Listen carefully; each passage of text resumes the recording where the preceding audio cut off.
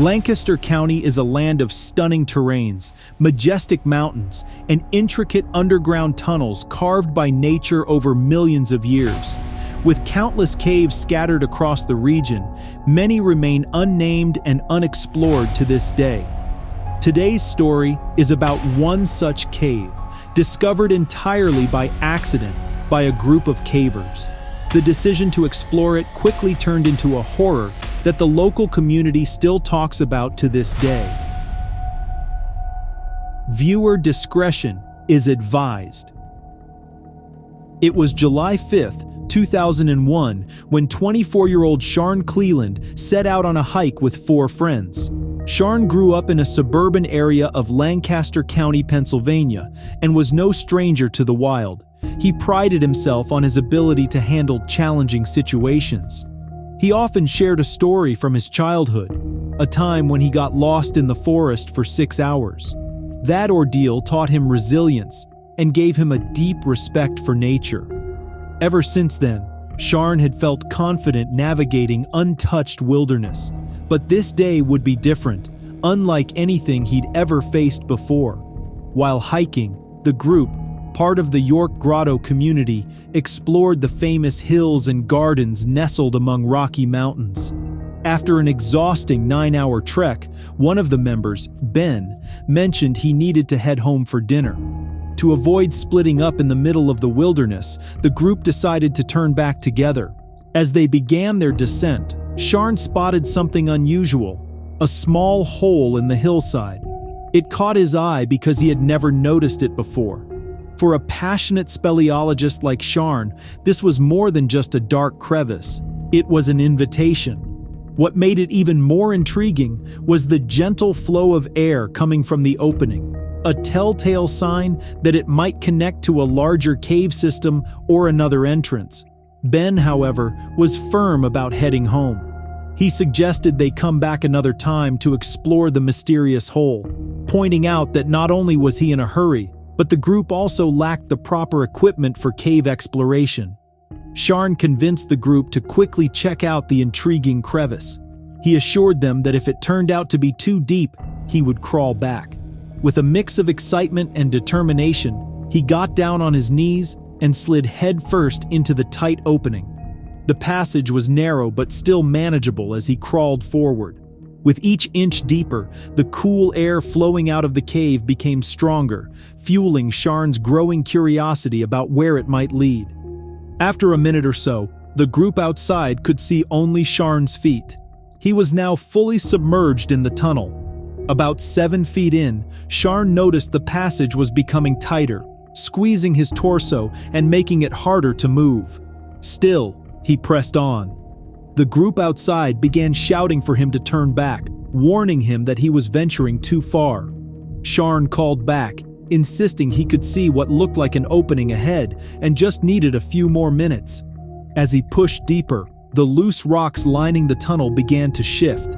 Dust trickled down, and small stones fell around him, but Sharn was focused on the possibility of discovery.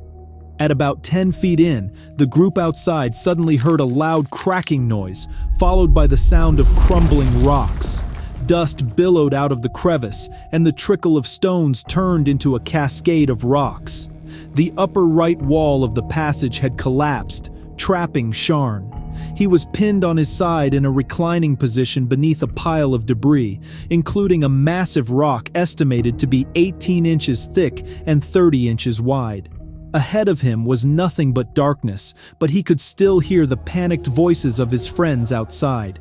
Roger, one of the group members, immediately tried to crawl inside to help.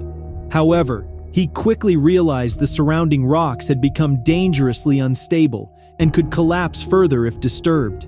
The group was overwhelmed with shock and fear, unsure of what to do. They called out Sharn's name, desperate to make sure he was still alive. To their relief, he answered back, though his voice was strained and full of terror. He told them his legs were in severe pain. He suspected they were broken and begged them to help him.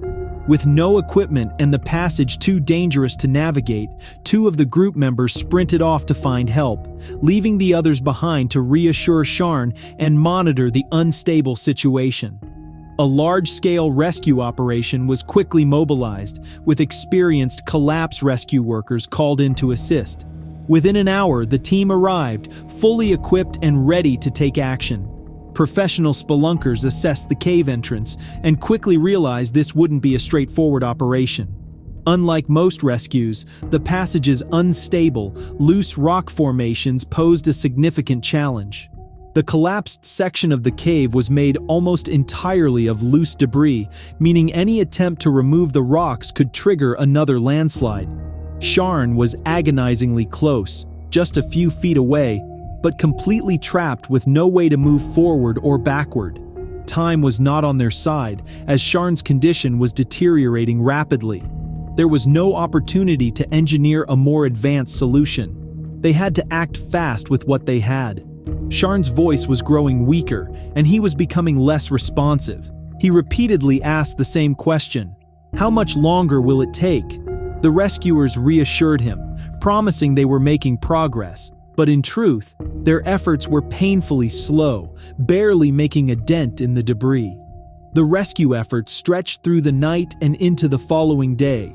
By 2 p.m., most of the smaller debris had been cleared, and the team was preparing to use hand chisels to break apart the massive rock pinning Sharn.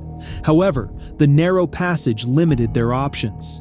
To prevent further collapses, the rescuers decided to install metal posts for shoring. It wasn't an ideal solution, but it was the best they could do with the time and resources available. The team knew they were racing against the clock, doing everything in their power to reach Sharn before it was too late. Finally, the rescuers reached the last large rock that pinned Sharn. Using hand chisels, they carefully worked to loosen it, hoping to roll it backward without causing further harm. Unfortunately, the metal posts installed earlier weren't holding the weight of the unstable passage above. It was the massive rock itself that had been bearing the load. As soon as the rock was partially chiseled away, the entire passage collapsed again. The cave's ceiling caved in, trapping one of the rescuers momentarily. Thankfully, the team managed to pull him out, and he escaped with only minor injuries. But deep inside the tunnel, the worst had happened. Sharn had gone silent. The rescuers worked frantically for the next 15 minutes, desperately trying to clear the passage and reach him. However, the instability of the cave made further attempts too dangerous. With heavy hearts, they came to the grim realization that Sharn had most likely been killed in the collapse, buried under the weight of the debris. After a brief discussion, the team decided to bring in a backhoe to excavate the cave entrance completely and recover Sharn's body. For the next hour, they dug relentlessly, despite multiple minor collapses along the way. Eventually, they reached Sharn's lifeless body, buried under the rubble. He had been just one step away from rescue, but the weak shoring couldn't withstand the immense pressure from above. To this day, the cave remains unnamed, and Sharn's story is remembered by the York Grotto community as a somber reminder of the dangers lurking underground. It stands as a stark warning about the importance of proper preparation, equipment, and studying the risks before entering unknown passages.